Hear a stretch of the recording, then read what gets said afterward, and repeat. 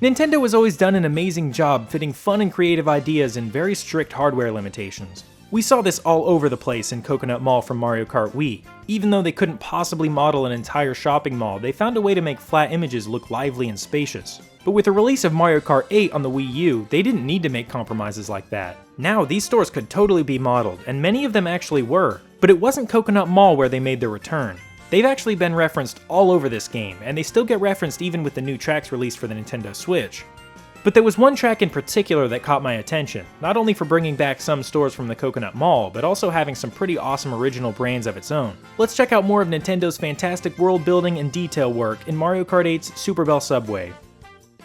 Do you remember the Coconut Cafe? It was a blurry little cafe in the Coconut Mall. Well, it's made a pretty awesome return in this track. What was once an indistinguishable blob of pixels is now a fully realized model with all kinds of adorable details. You've got this seating area with advertisement booklets and napkins. Then over in the kitchen, there's so much to look at. Plastic bottles with unique logos, delicious looking pastries and sandwiches, and there's even a couple of posters that suggest that the Coconut Cafe uses dairy from Moo Moo Meadows.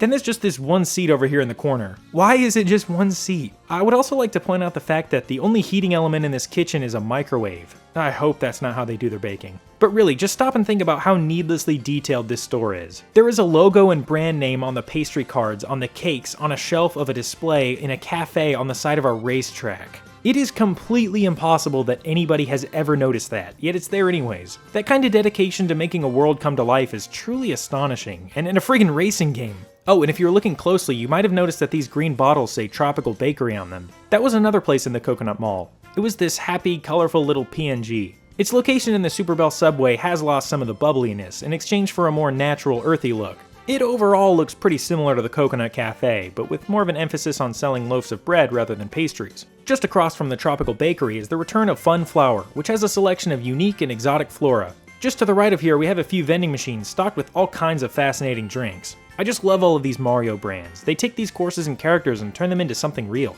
This vending machine has Moo Moo Meadows milk branding on it, and that's what it mostly sells. This red one advertises something called Burning DK Sports Drink, which you can see a few bottles and cans of.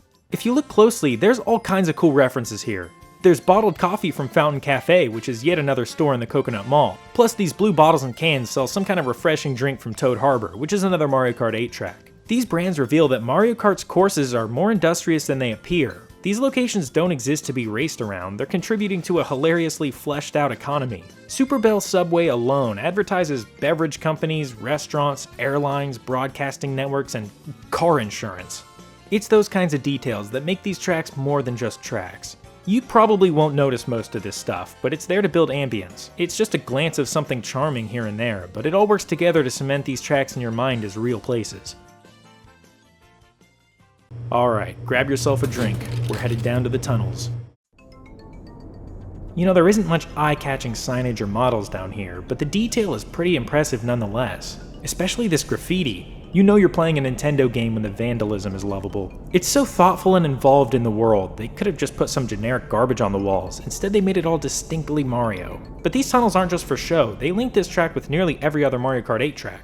There are a few maps posted that give you the order in which you pass tracks while riding this subway. There's also this really interesting map that depicts a city with a few locations on the water. Toad Harbor and Mushroom Beach. Toad Harbor is a Mario Kart 8 track, but Mushroom Beach has never been a track. Strangely enough though, it is the name of an area in Super Mario Party, which released a few years after this track. It's probably just a coincidence, caused by the name being so generic. But I still love the idea that they just haphazardly named this area without realizing that the name would later be turned into an actual location. It could now be inferred that these two locations are sat right next to each other. And actually, something that I only noticed while editing this video is that Moo Moo Meadows is also listed on this map.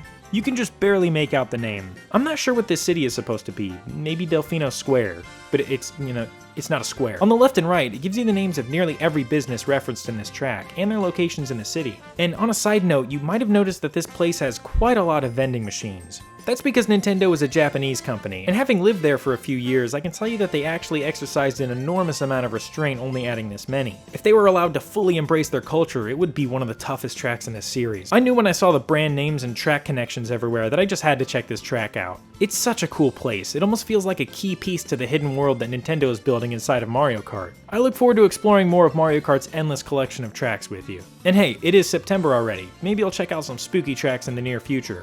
I appreciate you watching. Thanks.